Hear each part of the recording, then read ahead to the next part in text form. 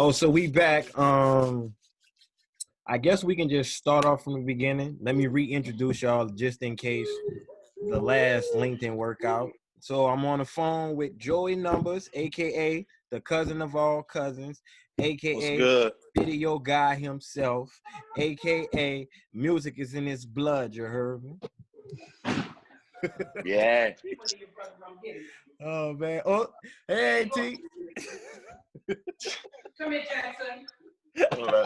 He done made the screen. He done made the screen. Look, oh man, his debut. Look. All right. Also, we got on with us YTM 509, aka DSM 50409, aka Clee, aka Nick Lane himself. What's happening with you, son? Look, little big bro, aka I'm better than you in basketball. What's up, man? How you Lord, doing? here we go with this. This dude can't guard me. We gonna say that for another time. Matter of fact, I think we gonna have to have Jardell on here so we can express all these skills that y'all be talking about. You heard me? Don't put me on the level of this dude, man. Oh man. Hey, look, I'm gonna shout you out, Jardell, dog. We gonna have to get that going. You heard me, since Nick always talk about it. But we appreciate y'all, for coming through. Cal couldn't make it. You heard me. Had some things going on, but I got y'all with me. It's me and y'all. So let's get it kicked off. First question to get it kicked off is a two-part question. As a black man, we inherit the damages that were afflicted on our ancestors. With that being said, how are you able to deal with and move forward from such pain? And how should we break this generational curse so the next generation won't experience this hurt? Mr. YTM. Like we talked about before, moving forward, we just gotta do better in our community. We just gotta do better. It starts with us. I mean, it definitely do. We up against, racial injustice for sure. You know what I'm saying? The statistics show it. We know it. You know what I'm saying? Like I hate to hear this all lives matter, which they do. But the thing is, all lives are not being threatened. All lives are not, you walk down the street, I have friends that are white and stuff like that. And I was just telling my boys the other day, here it is, matter of fact, I'm gonna reverse it. I could be walking with a guy that is my color. I don't have a criminal history. He may have a criminal history. Should he be judged? No. But we can both get the same treatment. You know what I'm saying? We can both get the same treatment. White, I be walking down the street with a white guy. He's not gonna probably be getting hit hard like I would. You know what I'm saying? Just because of my skin. You know what I'm saying? This is stuff that's been going on for years and years. Years and years on top of years. So, but I said that to say this, we gotta have self-respect though. We gotta show the self-respect for ourselves. We gotta stop looking at each other as a threat. We gotta stop looking at each other as a problem. And I really feel like we need to buy back, our communities. It's a lot of people, a lot of businesses in our communities that are really not there for us. They're there for them, self-profit. You know what I'm saying? And we have to get that out. I feel like we should have, we should buy back what we have, man, and definitely, and do better for ourselves. That's what it comes down to with me. Okay, I like that. I agree on that. What's your view on it, Mar? Well, the first part of the question, go through life with the pain. Basically is I know, like Nick just said, you know what I'm saying? We know what we up against. We all been through school. We all been through the education system. We know how things operate. It got to a point in my life where I got tired of beating a dead horse. And I started trying to figure out ways to become a solution versus always harping so much on the problem. Because the more and more I gave the problem energy, the less energy I was giving to the solution. So able to move through life is just basically, okay, I look at what they do and how they move and who they target and, how the interaction is. And I just try to be different from that.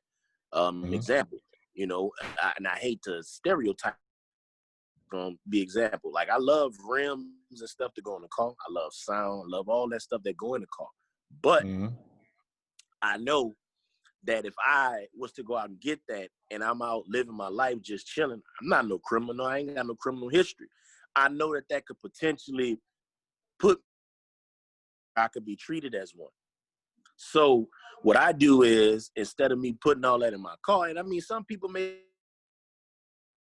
that's their opinion, you know, and nothing wrong with that. But I just look at it as, what can I do to prevent myself and people that I know from being put in those positions and being placed in those situations? So if it takes me to get another car and don't put no sound on the rims in it, it's okay. I mean, I could still get to point A to point B, do what I need to do, and all that. Now, to the second solutions, that's where I feel like we need to put more energy towards. We already know, like I said, I got so sick and tired of beating a dead horse about, oh, well, they holding us back and they doing this and they doing that. Yes, that is true. They are doing those things.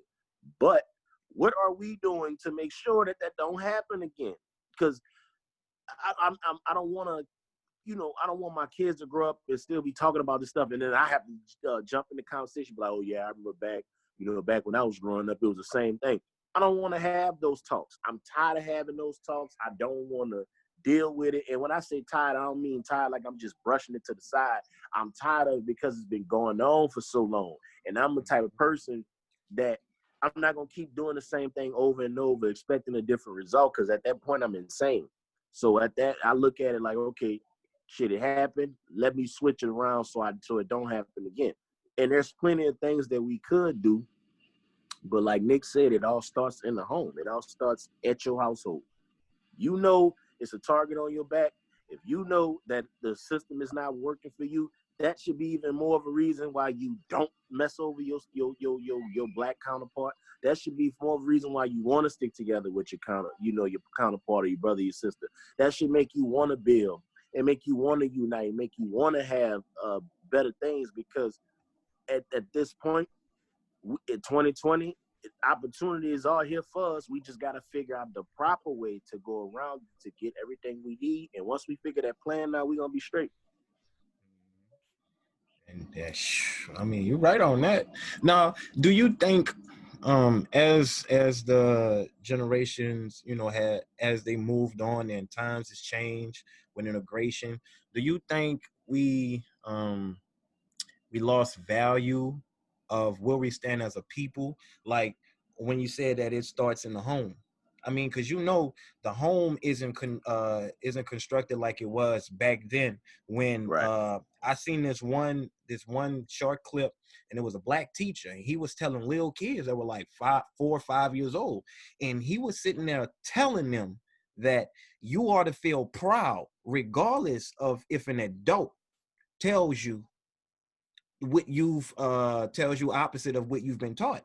Like, you are a black man, be proud of it, versus having, you know, a white adult telling you, no, this is what you need to do, you're black, this is how you're supposed to be. And he had the little child saying, no, I won't, even if you give me $20, I won't tell you otherwise who I am. I am a proud black man and I love me.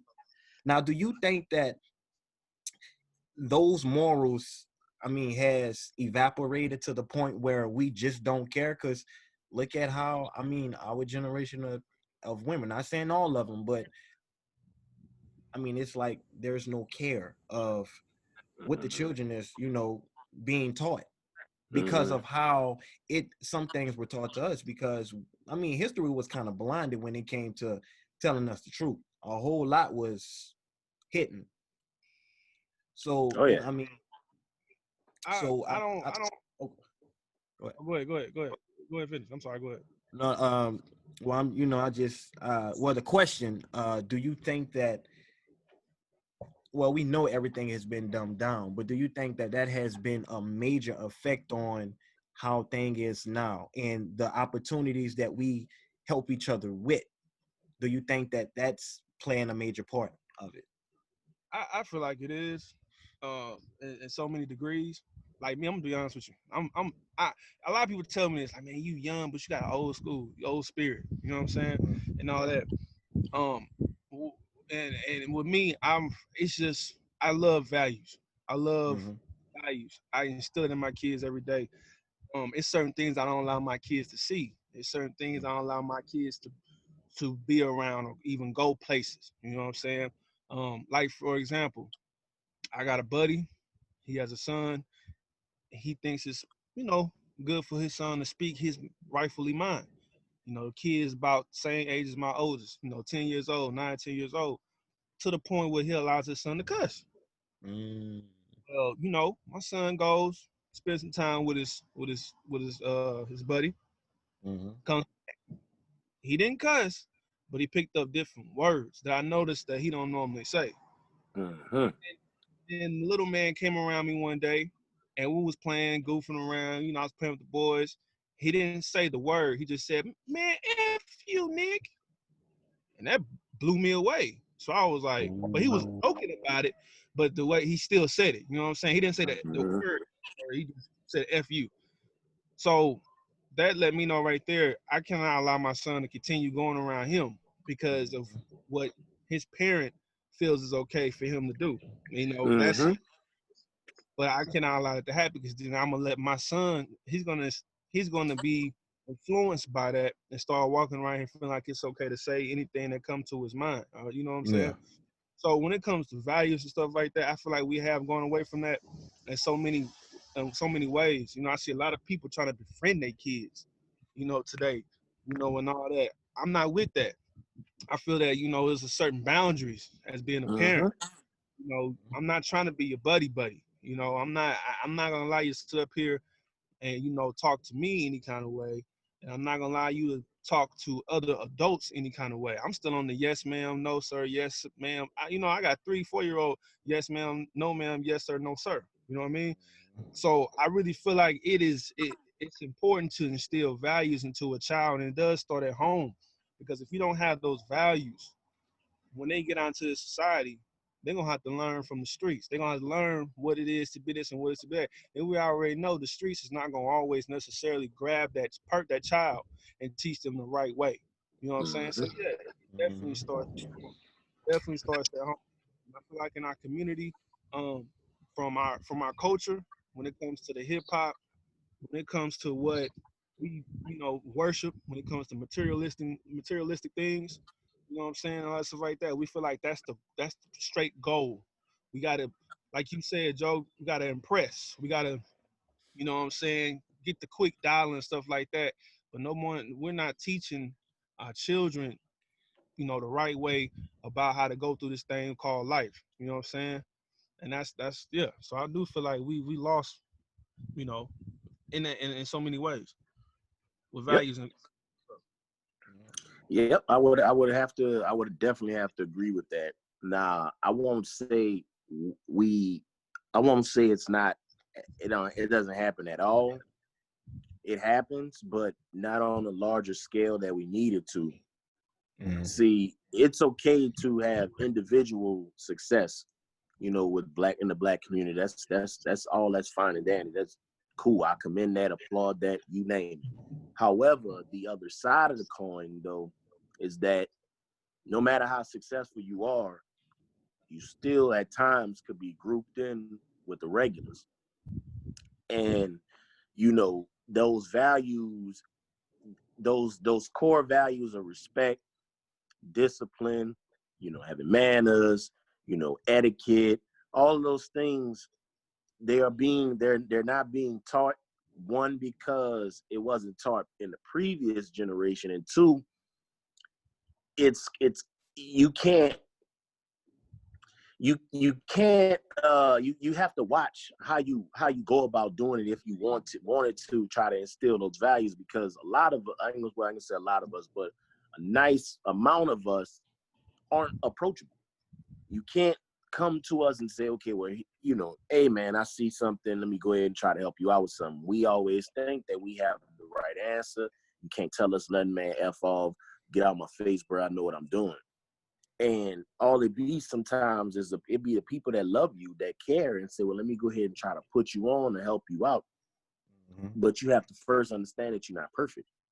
And a lot of us, we say out our mouths we're not perfect, but when it comes down to talking or having even this type of talk, or it's like, well, hey man, let's go ahead and try to fix this or whatever, it goes right back into the, oh, you don't know who I am, and get the fuck out of my face, and man, miss me with all that dumb. It always has to be like profanity, a lot of anger and bitterness. And once we are able to get all the emotions out the way and able to talk to somebody, and they be able to receive the message and not take it as an attack, we can start putting these views and morals back into the home, and it will start to flourish in the community, and then you will start to see it in our society. It's a trickle-down effect. So that I must say, yeah, that is very much true. Yeah, I've come across, I work with kids, and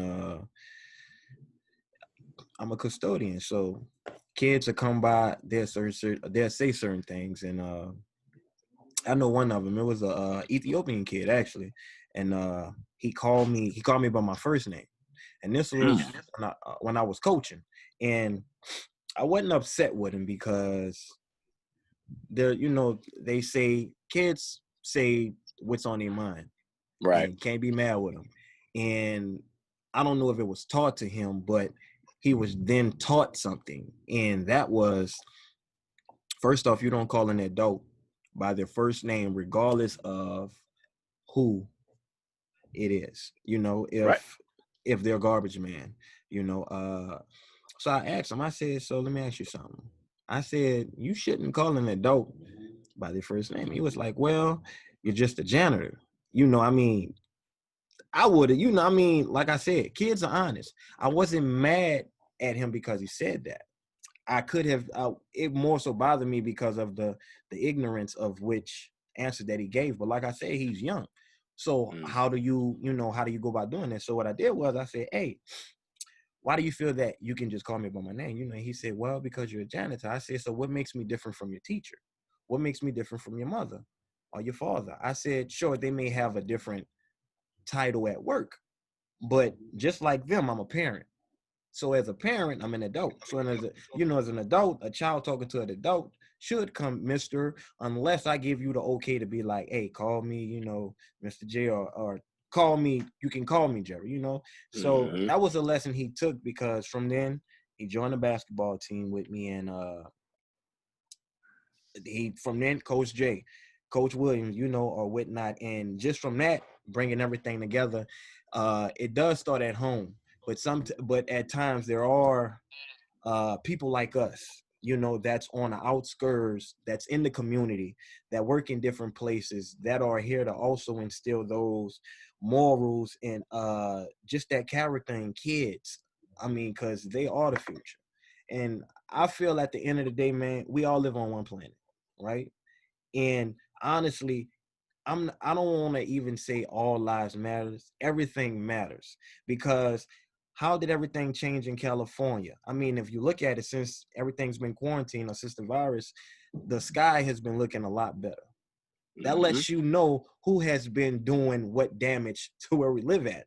So if that doesn't show what lives matter, and it shows what it is that we possess and how we can change just by, everybody been off the street, nobody was at work, all these plants are down. So that lets you know the effect that we have, on this planet itself. So Right.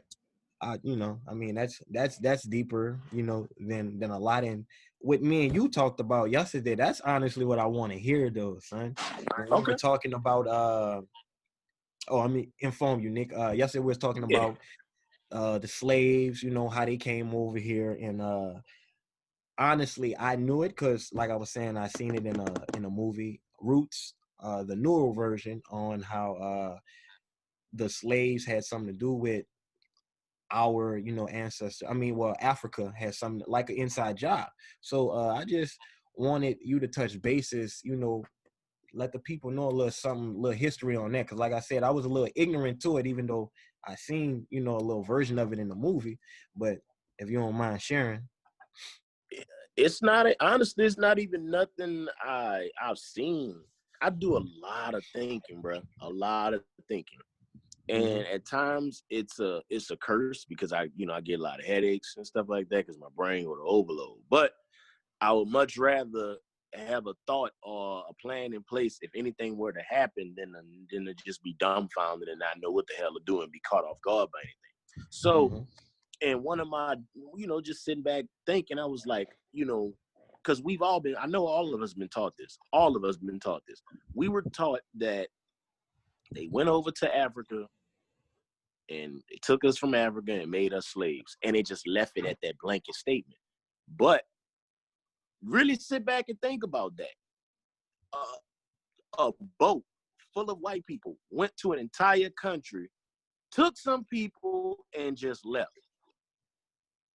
An entire country. When I started thinking and trying to figure that out, I was like, it had to have been an inside job because imagine 100 of us going to a country by water. And we're just like, yeah, when we get there, we're going to assassinate some people. We're going to take whoever, and then we're just going to leave. It's that the numbers don't add up. The numbers don't add up. Now, they could have had guns versus bow and arrow or whatever the case may be, but at the end of the day, strength in numbers. It's only so many people that could fit on that boat because remember, they have to put black people on that boat to bring them back. So the people that's on this boat versus an entire country that's sitting here watching them come because you can see them from the shore. And you let it happen, and it's an inside job. And look, at this, there needs to be two ways we look at things. We look at it for what it is, and then we look at it for what we are doing. And a lot of people don't want to get to that part because it doesn't help the narrative of being a victim. Yes, we are victims and stuff like that. Yeah. But at the end of the day, what are you going to do to switch that from not being a victim? Because we have way more opportunities than our parents had, our grandparents, great-grandparents. Yes. Like right now, look at this. It's 2020. We able to have a podcast. None of us are around each other. We on 3 different parts of the world, and we communicate. Our parents ain't had nothing like that. Ain't nobody stopping us from doing this either. So we have to break that mindset of I'm being a victim or I'm victimized and start taking power because power is in the tongue. I don't want to consider myself or be labeled as a victim in most cases, in this particular case. Most of the time, I'm of the mindset, man, I can do this. This could be done. I got the power, the tools, the resources to do whatever it is I need to do. And if I don't, I'll find a way to get them and reach out to somebody who may have them to go ahead and get those things started. But like I said at the beginning, I got tired of beating a dead horse, man. And it's only so long you want to beat a dead horse. Like I've been looking at social media these past couple of days, and everybody been talking about Black Wall Street. That's the topic. Black Wall Street that was 100 years ago. 100 years ago, to put that in perspective for some people out there that probably didn't think about that. That was 100 years ago. We have not, and if there is, please inform me because I don't know. And I'm not saying it to beat us down. I'm just being realistic as I can. It's been 100 years since Black Wall Street. Why have we not reciprocated a Black Wall Street? Why? Nipsey did it. He tried to do it, but he was by himself in that era, in that area. There's too many successful Black people in this world for us to just be, for him to, he shouldn't have to took that fight by himself. He should not have to do that by himself. He should have had way more help than what he had. Sorry to cut you off, but I was just thinking. Go ahead. You just said Nipsey tried to do it by himself, right? True. That could have been an inside job while he's gone now. Going back to what you just said about, them coming over, getting us from Africa. You know what I'm saying? Been an inside job. That could have been the next Black Wall Street. He could have been forefront. Like he always say, he on the front line. He could have been on the front line of this whole new revolution, a whole, Black march.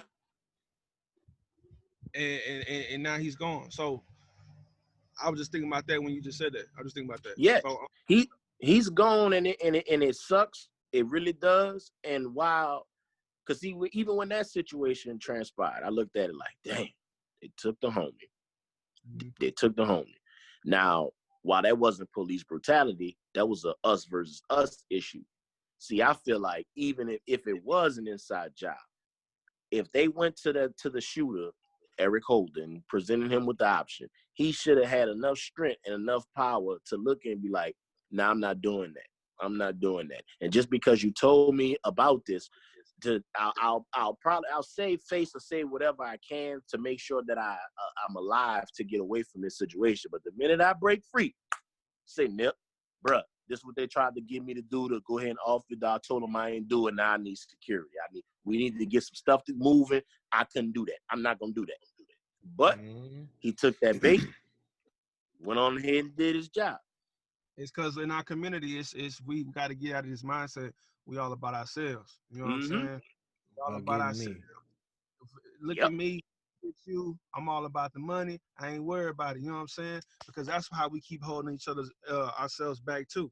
We keep holding ourselves back because every time we have somebody trying to build or trying to do something for our community, we either tear them down, we talk down on them. You know what I'm saying? Or try to find something against them to where, you know, like you were saying, we got too much black money, man, and not having a black Wall Street. We got the likes of LeBron James, we got the Michael Jordans, a damn billionaire. You know what I'm saying? Jay-Z. We got all these people that are in positions where we can come together and start something new. You know, build a new Black Wall Street, start our own, like we were talking about, start our own leagues. You know what I'm saying? Yeah. We have all this stuff where we can put it into place, but the question is, why are we not stepping up to the plate and doing so? It's crazy. I'm glad you asked that. A sidebar, not my fault, cuz just ask this question. Go ahead, keep going. Round table. I think it honestly, me personally, and this probably a lot of people probably ain't gonna want to hear this, but it is what it is. I think it's fear. I think fear has kept us from doing almost everything. Because if you look at it, like I remember Tupac said this one time. He said, fear is stronger than love. Now, when he said that initially, I was a kid and I didn't understand what he meant. Later on in life, I heard it again and I was like, nah, he probably tripping. Now I understand what he means. If you love someone or something, you'll do wrong mistakes, and that's okay because we're not perfect. But you love that person and you'll still go out and make that same mistake, or you love something and you'll still go out and make that mistake and ruin it and ask for forgiveness because you love them. But when you're scared of something, you will never put yourself in that position to have to deal with that fear. Example, if you're scared of heights, you're never going to get on a roller coaster, ever. You won't ever do it. But if you love, you can love the hell out your husband and your wife and probably make a mistake. But if you scared of that roller coaster, you ain't gonna never, ever, ever, ever come within distance. Hey, so fear is stronger than love. I love my wife. She likes going on roller coasters. I'm going on roller coasters. So you are absolutely right with that right there. I love my wife. Right. I love you, but I don't love you enough to get on the roller coaster. You got it. You was on you. Look, I'll record it. It's fear, bro. It's fear. Because we looked at Black Wall Street, we looked at, they bombed it and tore it up. And that right there had put us in check to be like, oh, I ain't gonna try that no more. Man, you crazy. You crazy. Are we into our own communities and creating a change? Are we fearful of our own communities and creating a change?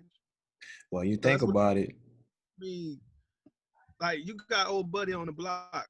He trying to move this. He trying to move that. Are we going to walk up to him and tell him, yo, you out here selling this stuff to your own cousins, your own, friends and stuff like that. You selling to my little cousins, my little nieces and nephews. You know what I'm saying? You influencing them. My little cousin, my little over here in the corner, he's seeing how you got the latest J's on your feet, doing this, doing that. You know what I'm saying? He want that fast money. Because why? He listened to it on the radio. He sees it. You know what I'm saying? Now he want to implement it in his life. You know what I'm saying? Right. We're afraid to go up to our fellow brothers and talk to them about making a change within the community. And like you said, is he going to be approachable? And these are always a lot of questions, but we got to step up to the plate, one person at a time, and one community at a time to figure that out because it has to be done. Because you Yeah. have to clean the communities first. We have to build that self trust within our own communities. You know what I'm saying? Before we Mm-hmm. can look out into the world and have the world say, okay, we understand. You know what I'm saying? Like, don't get me wrong. Don't get me wrong. Black Lives Matter all the way. But like I keep saying, we gotta have self respect for us, for each other. That part. We gotta have love. That part. Because we can't love each other. How you expect for them to love us? And like you said, with the victim, with being a victim, yeah, you can't play that role in today's time, because victim, when you want to keep throwing yourself out there as being a victim, that's self pity in so many ways. You know what I'm saying? And And you're it's no not faith. there's No no faith. faith. And it comes with being it kind of ties in with fearfulness too. You know, Mm-hmm. ties into that too. So it's like you gotta, like you said, you can't beat the dead horse, man. You gotta find other ways to make a change within you, within your community, and then that's when we can go out here in this world and we can make sure we make changes. Like these law policies and stuff like that, we gotta vote. We gotta vote. We gotta get out here and change what's in office right now. That's a whole nother topic though. But we definitely gotta do. Oh, we can talk about that, son. Because I was just about to say, do y'all think? I mean, this off the top question. Do y'all think that voting the way it is as of today? Do you think it even matter?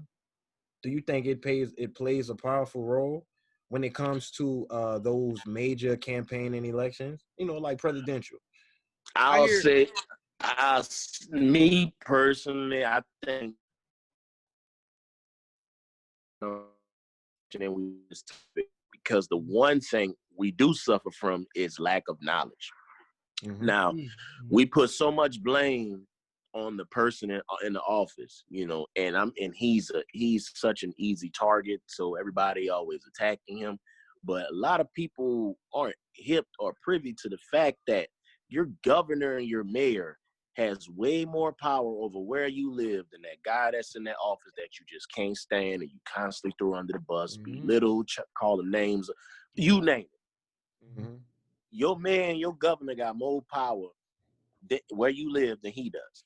So with that being said, I think that on a smaller scale, yeah, it does matter. It does on a smaller scale. But when it comes to something like that, it may.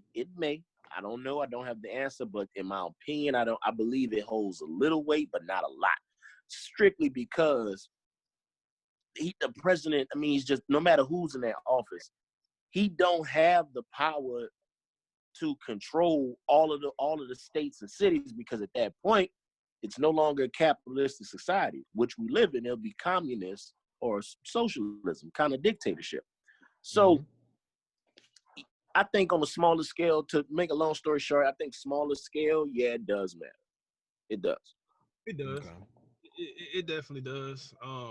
But like you were saying, you do gotta start from the ground up and build your way up to that level. In the Congress and stuff like that.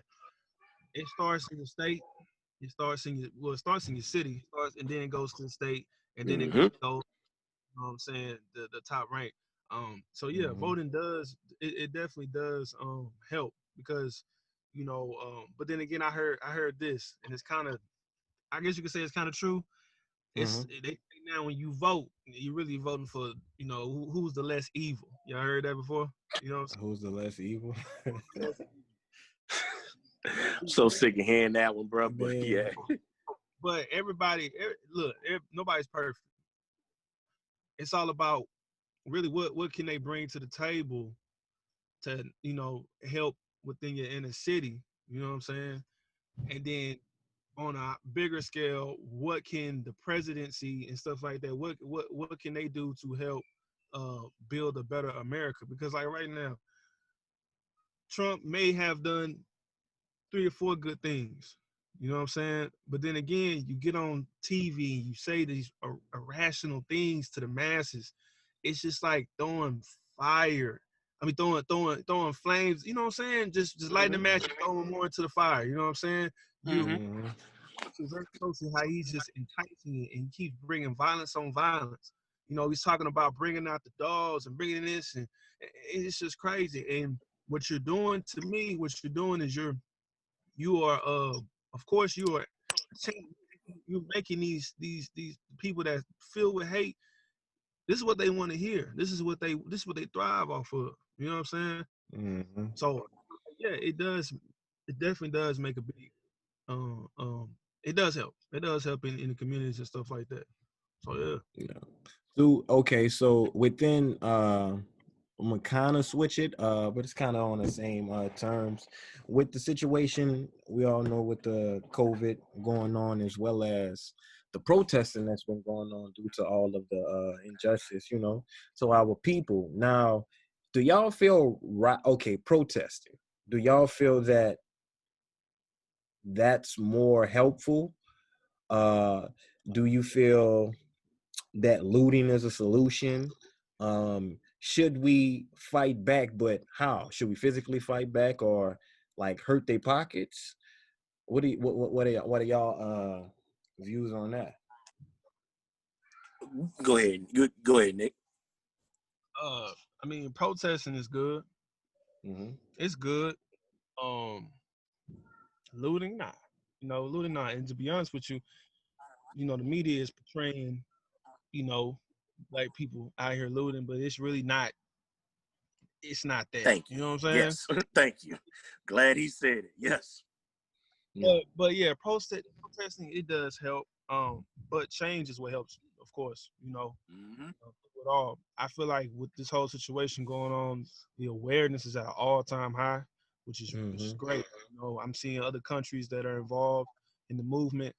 I'm seeing, I see it on social media. People are displaying, understanding stuff like that. I had a guy earlier today, on this little page, this truck page I'm on. You know, he said, "Hey man, all lives don't matter until Black lives matter." He said, "I can walk down the street and I don't have a problem, boom, boom, boom. But you my brother, you might walk down the street." You know what I'm saying? Like people are understanding and getting the feel for what's going Mm-hmm. on. So I feel like yes, protesting does help, and I feel like it's really getting people uncomfortable, but a good uncomfortable, because that's what needs to happen.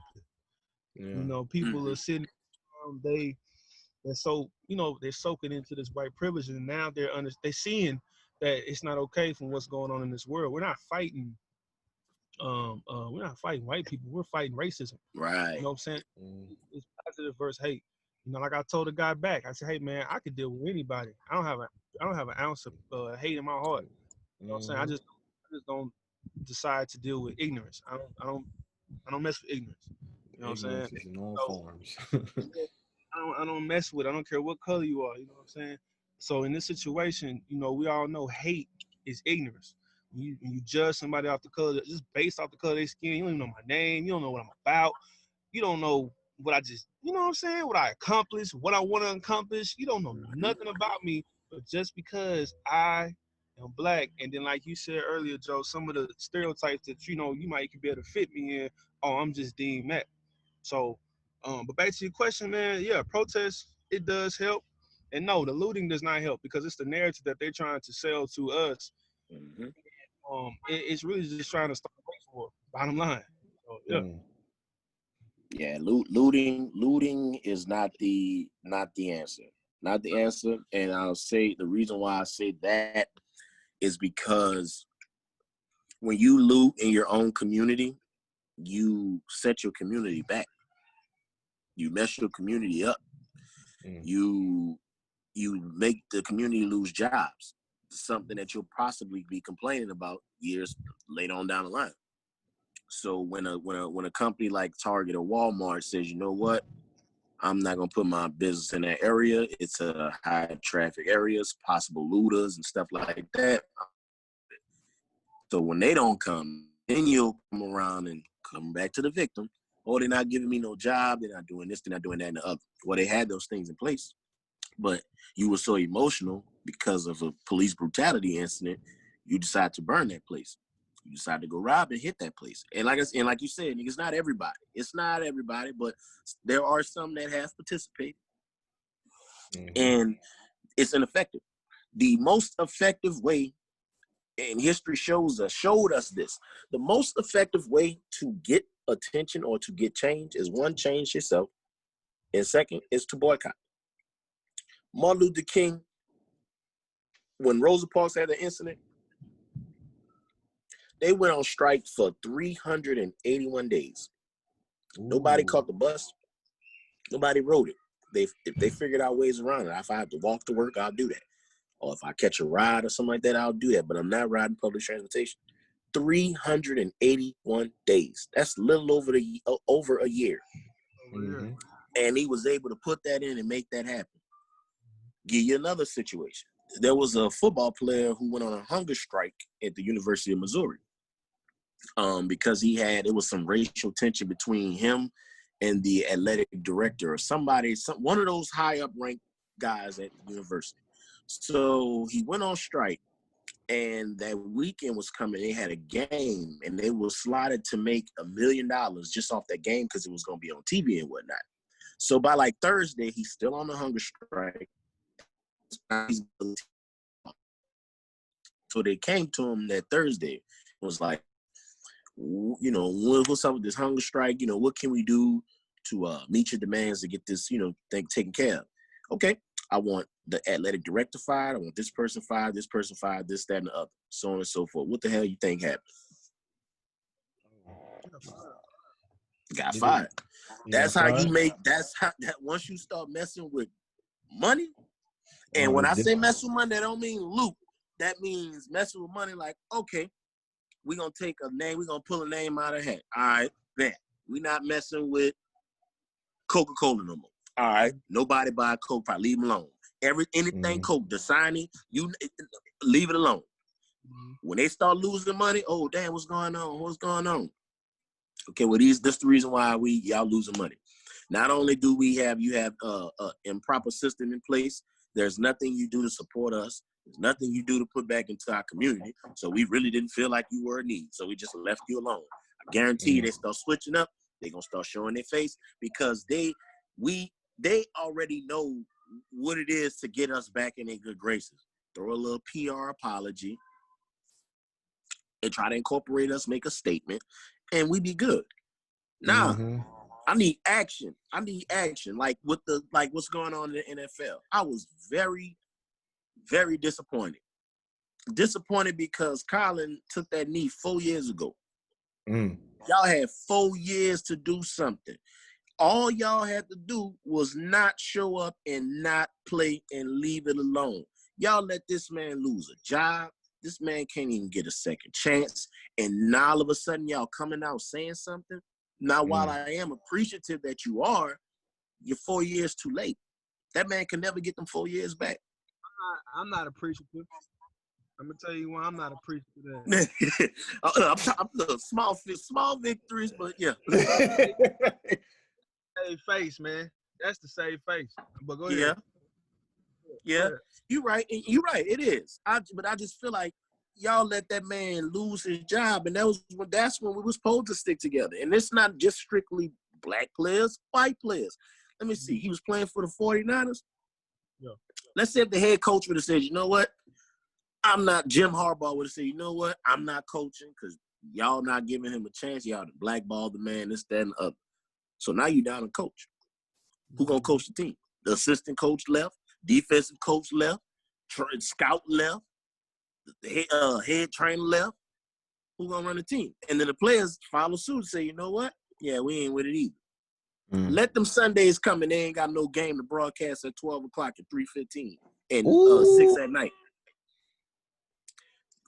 Colin back in the we just got word that breaking news. Colin Kaepernick got signed to such and such. Yeah. But nobody's willing to, I ain't gonna say nobody, but there's not enough people willing to give up something to get something in return. And that's what the issue is. We don't want to break our little being comfortable and convenience. If when I read that it took 381 days for the bus boycott for people to finally be able to sit where they want, you can't tell me that stuff don't work. You have to really disassociate yourself and remove yourself from the equation at any way you can. And that's how you get their full blown attention. Because when they look at those record books, it's like, oh, well, we was slided to make 12.5. Wait, excuse me? 200,000? What the hell? Hold on, what's going on? Get on the phone. We need to make some changes. We got to make some changes. And we take up 80% of the consumer market. We as in black people, we will buy. If we want something and we support it, we gonna buy it. We gonna buy it. You took it. I was about to say something. You took it. We gonna buy it. Yeah. Because they act like our dollars don't matter. Black dollars matter, man. Like for instance, we was talking about earlier, out of the flea market, stuff like that. If we let's say we decide we're gonna do a strike on that, you know what I'm saying, boycott. We ain't buying nothing in that flea market because first of all, we know it's not black owned. We ain't buying nothing in that flea market for a whole month. Them people gonna have to flush out. Them people gonna have to close up shop. You know what I'm saying? Boy, they be knocking on your door like Jehovah's Witness before that happened. I get you half off, bro. You know what I'm saying? That's the thing. You know what I'm saying? We got to stand the ground somewhere. And definitely what you saying, man, you hitting it right on the head, bro. You hitting it right on the head. We got to be able to stand for something. And if we don't, they're not going to take it serious. Black dollars matter in the economy. In this economy, it matters, man. Yeah, because when we do something, we do it. We just don't do it. We do it. Like when we get a call, I mean, we got to get the rims, we got to get the stereos. I mean, it's all that, man. The lights. Yeah. Excuse me. I mean, I think it comes to, like we were saying earlier, it comes to fear of what's going to happen if we do that. Like, what's going to happen if I go out on strike on my job because it was being, discriminating against me? What's going to happen? So should I let this continuously go on? Or should I stand and be like, nah, I ain't coming to work. I'm going to the union because, once you get that union involved, it's like, hold on, that's a lawsuit. That's money. So they like, well, look, we need to, what you need? How will it be comfortable for you? Be like, all them days I took straight, I need you to pay me because if not, the union going to hear about this and they're going to be like, well, I heard you did this. It's on paperwork. He got it on recording. So you can go to jail. Well, you want to raise? I mean, and that's what it takes. All from like the boycott, man. NFL, they make bank a year when it's something is televised, and if it's not televised, somebody gonna get fired, man. No telling what's gonna happen. I ain't lying, behind the closed doors over that money. Right. Shit. Oh, my bank account is right. That's how you get them, bro. You because they looking at it like this. They looking at it like, as long as money's still coming in, boy, I don't care about your little angry Twitter rant. I don't care. Your angry Twitter rant didn't do nothing because guess what? I still got this bread. Now you won't. Now what if you swap the two? Say the hell with the Twitter rant. Now I'm gonna take the money away. I ain't even gonna rant. I'm not gonna say nothing. I'm gonna speak with my wallet. Then it's like, damn, bro, we really dropped the ball. We got to do something to get this right. Gotta hurt the bottom line. But let me ask you. Got to do something to get this right. Let me ask you this question. Do you feel like the reason why people don't step up and hold people accountable, one, because of fear, but do you feel like at the same time they feel like they're gonna stand out there on that island alone? And in today's time. Yeah. I mean, yeah. Think about this, man. And this is jacked up, but again, I always of the mindset of facts over feelings, man. As much as it may hurt to hear, if it's true, I gotta rock with it regardless how I feel. Right. I guarantee you it was plenty of black folks that benefited from that boy. Sat back on the sideline and probably was scared. Oh, boy, they tripping. Oh, man, they tripping. Oh, they gonna mess it up for everybody. And them people stuck it out because I think Martin Luther King had like 30,000 followers. Like if you can equate it to those times to now, he had about 30,000 followers. And he was able to get them to do 381 days, and they was able to get everything they want. And I guarantee you it was people that did not support that probably called them all kind of names, but as soon as that bus bill got passed where they could sit anywhere, they was benefiting off of it. Yeah.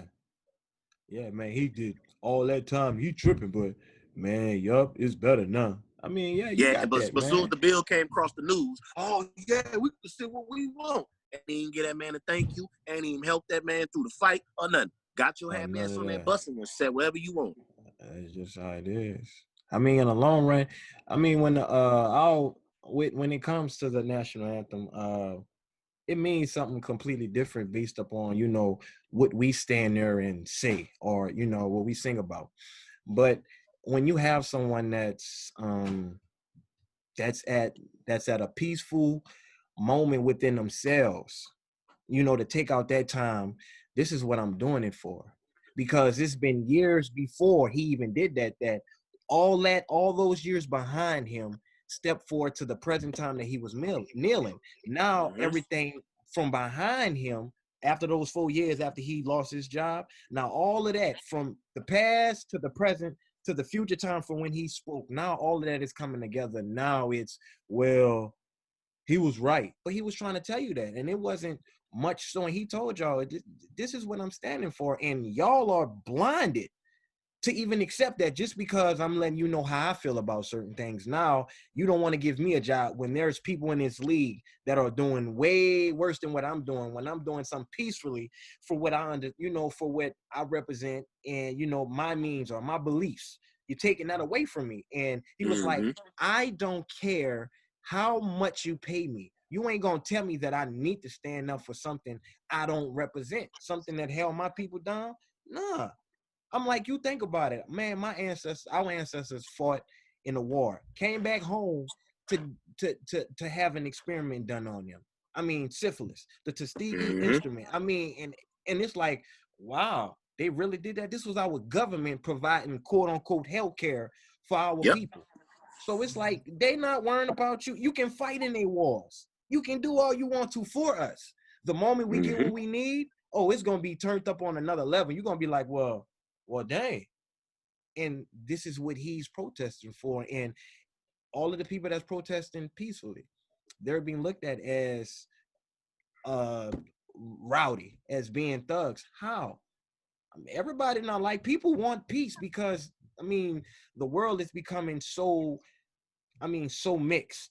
It's to whereas people are understanding. There's grandparents that are white whose daughters are integrating with black dudes, and that's changing their lives.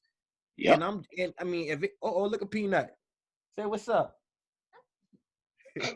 So if it's doing that, it's like, wow, if you can change somebody who's been born into hate like that, But see, that they're should tell you something changing. right there. Some people are changing because they want to. They want Yeah. to.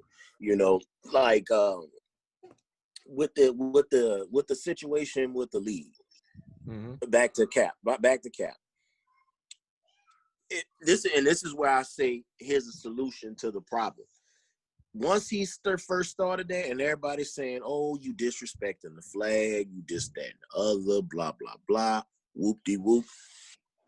I tried to as myself, and I'm pretty sure they had others, but we should have united on this. Mm-hmm. As a military veteran, I don't care if you kneel. I don't care if you stand. I honestly don't.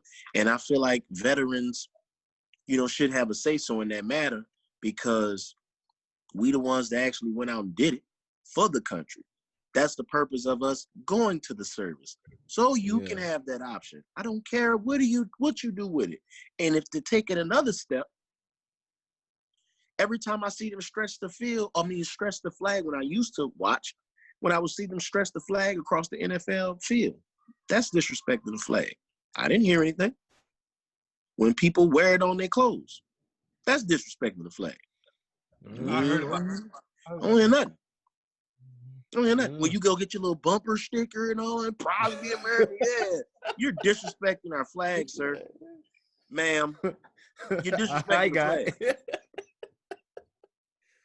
So it's either we can't be cherry picking.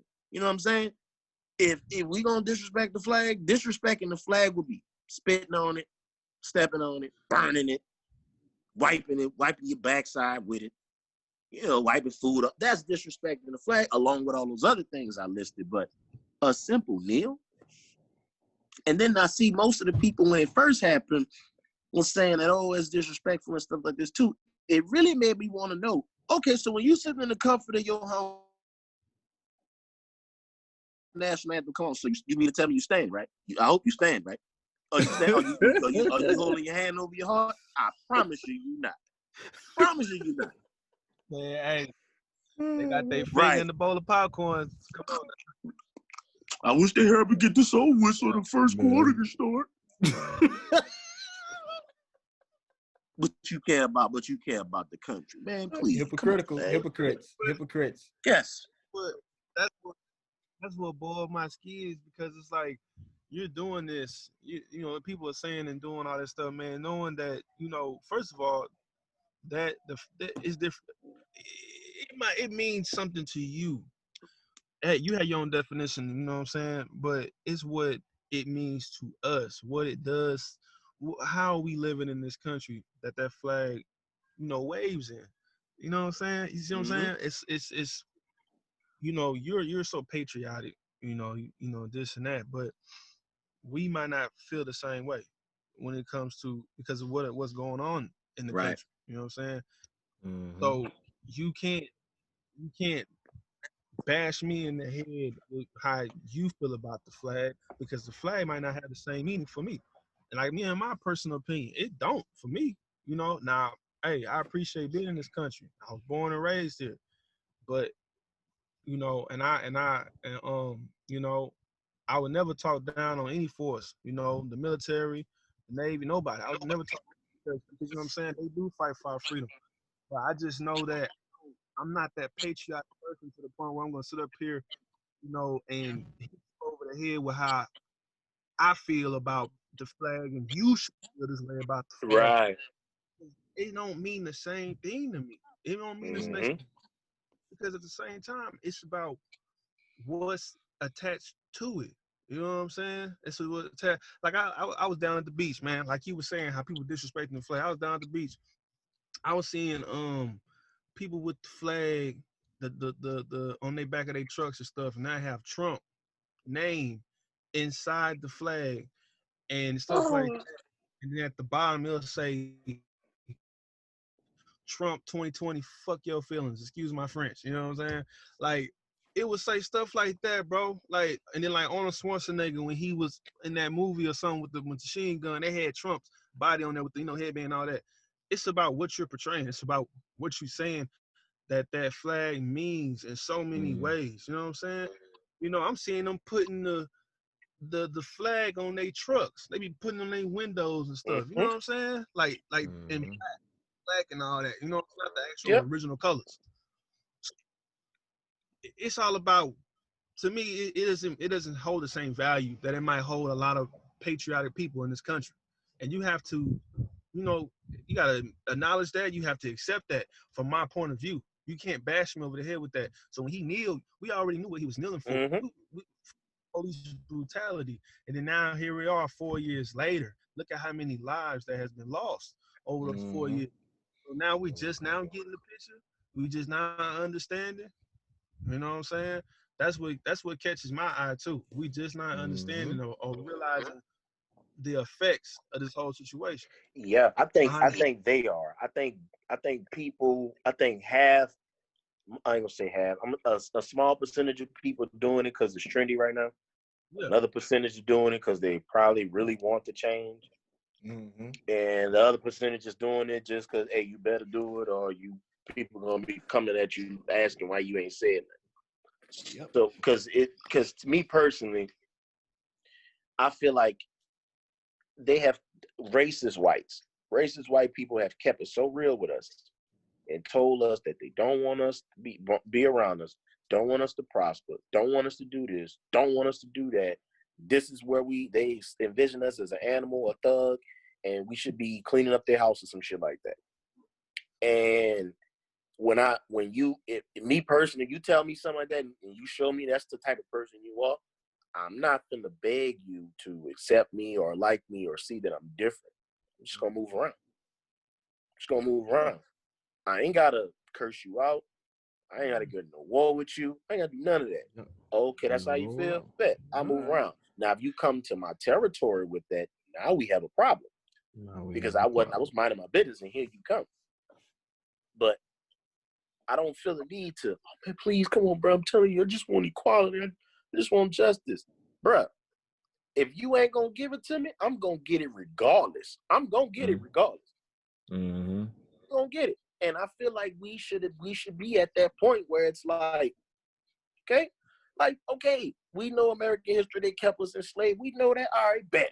Guess what? Even knowing that, we all should be able to go to any part of this country and see multiple black businesses, multiple black people prospering, banks, doctors, lawyers, you name it. All kind of stuff. It needs to be represented. So that way our kids can not only see it, we see it. And then it gives us inspiration. Like, you know what, damn, I ain't really believe this could happen. But you know what? Now that I've been down there and seen all this, damn, bro, I'm gonna go ahead and start something. And not just starting it solo. There needs to be collaborations, man. I've and we've all seen, I know we have. I know you've seen this. No, both of y'all have. You get into a job. There's a Caucasian person in that job. There's a position at your job that needs to be filled. You want to apply for it because you think you can get it. But they'll go ahead and pull one of their buddies that's not even in the company, don't know them from Adam and Eve, and pull them in to come work with them. But see, when we get into a position like that, and it's like, let's pull everybody on, I don't know if I can plug you in. Now we want to play gatekeeper. That's not productive to us succeeding. If I get in that mud, and I'm not saying you should do it just off the strength, but then the way I am kind of saying you should do it off the strength, because you look, hey man, that's a brother, that's a sister, bump. I'm gonna go that route. And it's not saying it to be racist and nothing like that. It's to see your people have representation in positions that you can say, okay, eventually we can get them. We can get them. You can't be the one that be like, oh man, I got this job, but bro, plug me with a job. I don't even know if I can do that, but they're not even hiring right now, bro. Man. Come on, bro. I say something. Look. Oh man, don't do your own people like that. Yeah, you don't know. You don't be a blessing. You could shape their whole world by just putting them. You know what I'm saying? An opportunity to advance in a company that they didn't even see themselves in. Right. And you help just by putting them on. You know what I'm saying? Yeah, because you're already. Hey man, let's be real. Like, can we be real quick? I'm in Texas. I see it. Landscaping businesses, they own all out here. What type of landscaping businesses I see? They all Hispanic owned. They got their brothers back of the truck, 10 of them, and you know what I'm saying? Successful, make good money. That's right, ain't no jokes out here. You know what I'm saying? You got the Indians and stuff like that owning all these different these little convenience stores and stuff like that. They brothers, sons is running it. They hiring, you know what I'm saying? They hiring their own. Hey, we gotta put on for each other, man. We definitely gotta put on for each other. It's a must. Because you don't know how you can help somebody shape their world by just doing that simple, being a blessing in that type of form. Because see, we got to stop looking at each other like competition. Meaning that if I can get in a job and I put you on, I shouldn't be worrying about competing with you. Nah, I put you on. You good. I ain't worrying about what you're doing. I'm gonna worry about if you mess up. I'm watching your back to make sure you don't mess up. But I ain't worrying about all that. You in the dope? Go ahead, dog. Get your bread. Do what you do. Get somebody else in the dough. I mean, had that domino effect. That's how you supposed to do it. That's how it rolls, man. Yeah, like word. And I ain't gonna lie, Cal, he has this janitorial company, and one of his mottos is he said, "Hey, I just don't really honestly want you just to work for me, This is an opportunity because I want you to be able to go forward. Because if you can sit up there and work for me, that means you're able to work for yourself. I want you to be able to see that because, I mean, he started, man, with him, man, with just him. And from there, it's like, hey, you know, what's happening. So, I mean, that opportunity and just being around somebody that wants to, you know, that wants you to see how we can, you know, how I can work out and the things that inspire from you seeing somebody that, you know, put you on. Now he's like, look, man, this is the ropes, you heard me, you know, and you take that because now I'm like, yo, I already do this for a living. So, man, I see how you moving, son, man, let me know. And he like giving me the game. So I'm like, well, damn. So once I get on, hey, somebody else gonna get on. So I just want that effect to just I mean, and that's how you start. I mean, you start like that. Somebody be like, hey, I got an idea, dog. You want to roll with me? Be like, dog, I got you. You let me know what you mean. Need. Bam, we come together and y'all show one of y'all other partners. I mean, because think about this. When we all grew up, when we were growing up, everything changed the moment we got our first job, even if it was on a weekend. How I say that was because, man, JT and them and all y'all, y'all be doing y'all thing. And I'm like, damn, son, I gotta go work. Every time JT be like, say, son, you try to come over for the weekend? I'm like, I gotta work, dog. And working at Six Flags, I'm like, man, that's every weekend. And then they got to the point, it was like, damn, son. I was like, man, I work. I don't get to see y'all, but when I do, I got a little ends to share with everybody. And by them seeing it, they like, man, look, I need to try to do that. Hey, let's get on. Like, what you do? I mean, that's how that go. And from there, man, I mean, it's the same thing. Yes. But yeah, man, I don't mean to talk that. Oh, go ahead. I was gonna say Nipsey said the highest. I can't remember the quote unquote, but he said the highest human act is to inspire. You gotta be able to inspire your own people, man. You know what I'm saying? You gotta be inspired because you don't know where it can help lead them to. But I was just thinking, man, while everybody was talking, like it's crazy because every little topic that we're having, it bounces back to some of the subtopics that we talked about: fear, inspiration, like that, and values. How you was just saying, uh, Cal said, I don't want you just to work for me.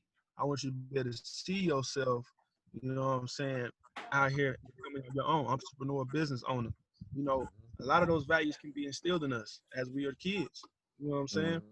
And I feel like that's very important to have.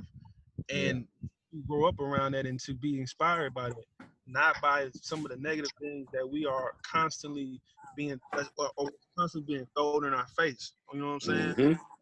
Basis. We got to see some of our key, black successful owners. Like I said, I sound like a broken record, but giving back in so many ways, not just you know what I'm saying, by putting out the next song, but giving back by, or not giving back by just giving out a pair of shoes, but teaching us financial, you know what I'm saying, starting financial institutions. And that's another thing. That's what Nipsey was doing too. He had that veto of what's it called? Vector 60 or something like that, where a young entrepreneur mindsets can come in and shape up their ideas and stuff like that right there in the inner city of LA. You know what I'm saying? We need stuff like that. And man, I feel like we can have that in all our communities, bro. Some type of institution where we can have different professors come in from our HBCU colleges, you know what I'm saying? And showing us how, man, that gave me an idea right there. Where, see, look, there you go, dog. And all it takes is communication, bro. Communication. And well, first we have to understand that we have issues in our community within itself. We have to understand that we cannot say, oh man, this ain't the time and this, that, and the other. No. We have to acknowledge that we have issues in our community. And once we fix our community, everything follows and goes down the pipeline, just like that. Because let's say, okay, here's an example. If news come on tonight and we see that an Asian guy or Asian female was assaulted by the police and, a life was lost. Hope it doesn't happen, just hypothetically speaking. We generally stereotype Asians in America as being smart, being good with numbers, excellent cooks, always sticking together, got nail salons, beauty supply stores, you name it. So when you see that story, you're generally like, damn, bro, that jacked up how they do that Asian man like that, bro, how they did that person like that, because we know that stereotype. But when it comes to us, you notice we always in arguments and heated debates because what is our stereotype? Yeah, that boy did something. Yeah. Now, imagine if we changed our stereotype to where we're not those things and something like this does happen. We wouldn't have to be begging and pleading and asking for people to join in the fight. They would already see, oh, no, hold up, bro. no, nah, bro, that was wrong, bro. That's wrong. We jumping in that. But we don't make a case at all the times because there's issues within our community that we normalized and we just learn to accept, and we don't know how to deal with it when it comes up. I saw the black on black violence, and I see people rebutting it, but they're always forgetting that when it happens, bruh, the reason why there's a George cast stealing all those things is black people that have gotten into it with the law and actually suffer consequences or go to jail. They group us in like when we do it to each other, we lose two people. You lose a person to the grave because that black person shot him, and the person that shot him, yes, he goes to jail. It's not a lengthy time all the time, but you pretty much lost him physically because once he gets out, he can't redeem himself. He can't get no job. Can't get no job, and none of us are in positions to put that thing they're gonna revert back to what they're comfortable with and what they know. So every time we do have it, while we love to brush it off to the side, black on black, because you losing two people every time. You got somebody that did the crime, and when he get out, this will be walking dead. He can't rehabilitate himself. Yeah. And that's the you got to set up, and it's been working flawlessly in our community for so long. They got to set up like it's like that. Mm-hmm. And we can fix it. We can fix it. We can fix it. It's just first you have to acknowledge that, okay, this is an issue. Let's fix this issue. Right. Yeah. I mean, it like my mom, you gotta stop falling for the okie doke, man. We already know these systems are in place. We already know it's always up against us. I start thinking about stuff like this, and it's so true. They run it so well. I'm not giving no credit, but they run it so well. I mean, it's just like we just keep falling into it. You got guys that are, KK. I'm not. You seeing people that's in KKK in uniform. You have people that's sitting on that seat in the judge in the courthouse.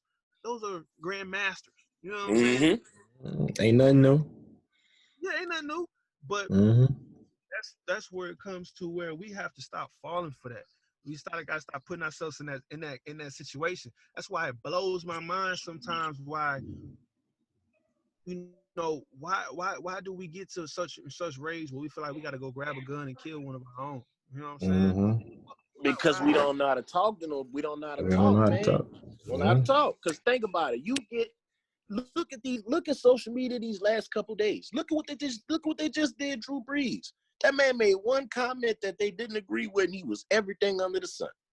Yeah, ate him up. Now, while I don't agree with it, but I wasn't upset because he had made that same comment 4 years ago. That stance did not change. Yeah, so, it's just in the times in which they showed us that. And it's like, well, right. That's how you feel, but he said that. I mean, yeah, like you said, 4 years ago. So he said that 4 years ago. But we have to learn how to disagree without being disrespectful. I didn't agree with that. I don't got to call that man on his name. I didn't agree with it, but it don't give me a right to go up there and say, "Oh, this dumbass or this stupid MFer." Because if he did that same thing to me, then I'll be ready to go to Twitter looking for all of y'all, my black brothers. Look how racist they is. But look what you just did, bro. You cannot. You can't expect that man to just say, all right, whatever. Yeah, I'm just going to brush it off. Bro, you just insulted him. You can disagree, but don't be disrespectful. Yeah, and that's where it is. We're so emotional to whereas when someone says something or just get their opinion, we have to all of a sudden dislike them. I mean, I had this conversation before, and the person I had the conversation with, they seen something different when all of this happened. It was like, you know what you said, I agree with that. Now I see things a little different, and that was going with expressing how I feel and them not being upset because I looked at how they felt offensive. That's if they feel that way, I can't be mad. They're respecting me enough to be like, well, this is why I felt. Why do you feel that way? and I say why I feel that way. So either party can't get upset with why we feel a certain way. This is how I felt for so long. This is why it's been going on for my people for so long. This is why I feel this way when it comes to, like the flag.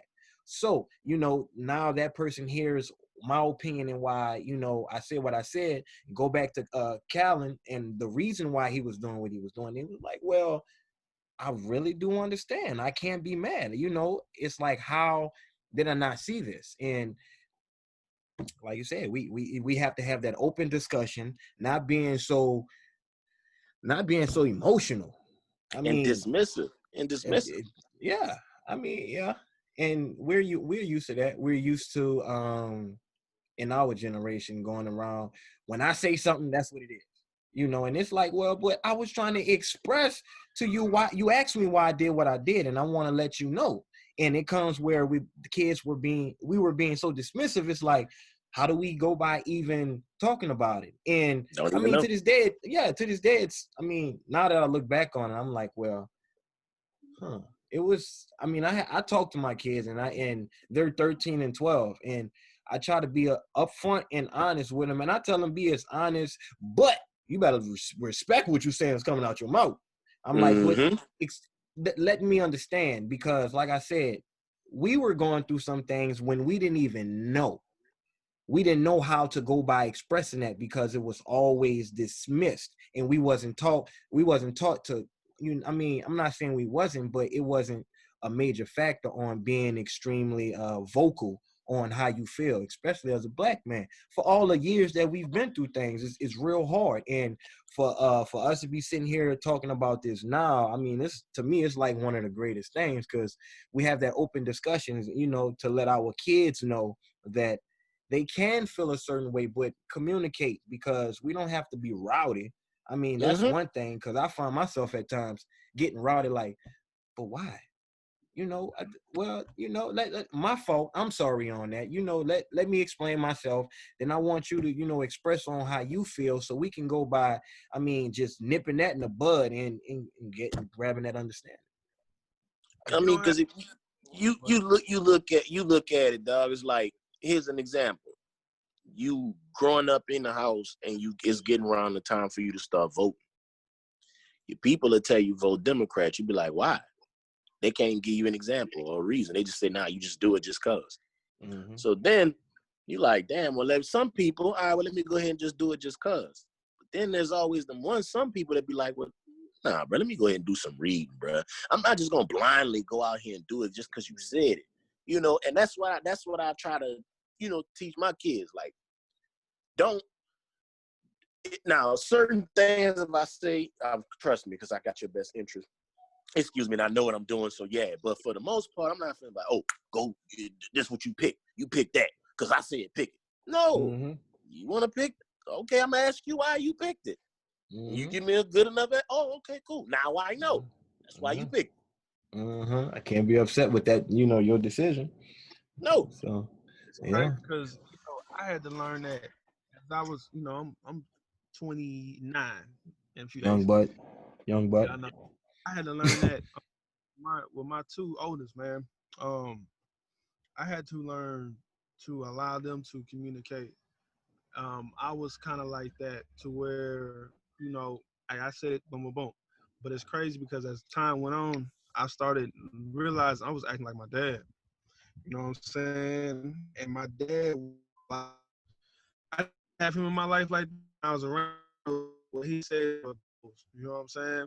So I had a little bit of that in me. So I realized the effect that it was causing on them, and so I know as time went on, I started allowing them to open up, and we started having dialogues and conversations, and it blew my mind, some of the responses that came out of their mouth at the ages, like, 7, 8 years old, like, dang, you know what I'm saying? But realizing that it was not only a weight off for me, but I realized it was a weight off for them. You know what I'm saying? Being able to father in that aspect. And so now to this day, I talk to him on some even more, deeper levels. Like with this situation here, we was all three of us on the couch watching CNN. You know what I'm saying? I said, hey, y'all got any questions? You know what I'm saying? I don't expose them to crazy stuff or anything like that. but I want them to know what's going on in today's time. I want them to know, what's. I just want to fill their head with knowledge and understanding. You know what I'm saying? Because here and someone tell them this and tell them that, and they so gullible where they just can't either find out on their own, or they don't have some type of knowledge coming from the household, some understanding coming from the household. So it is definitely important. That is definitely important when it comes to communication, because without communication, that builds anger. You build that up. You know what I'm saying? The frustration, you can't get it out. So releasing in forms that it shouldn't be released in as. Yeah. So yeah, definitely feel that, man. Communication is the key. Definitely key. Yeah. So yeah, fellas, we I like that. I like this round table discussion because we was in it for a minute.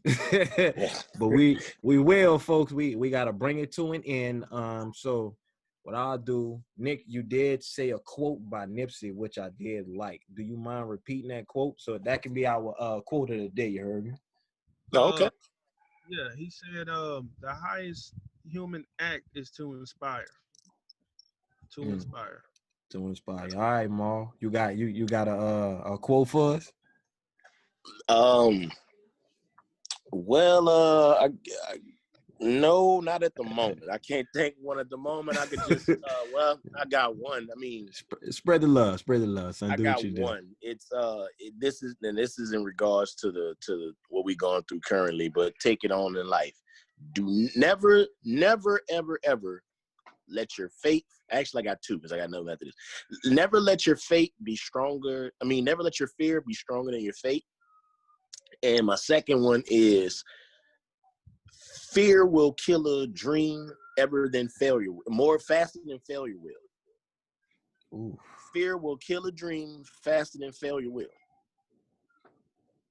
That's real. That's real though, son.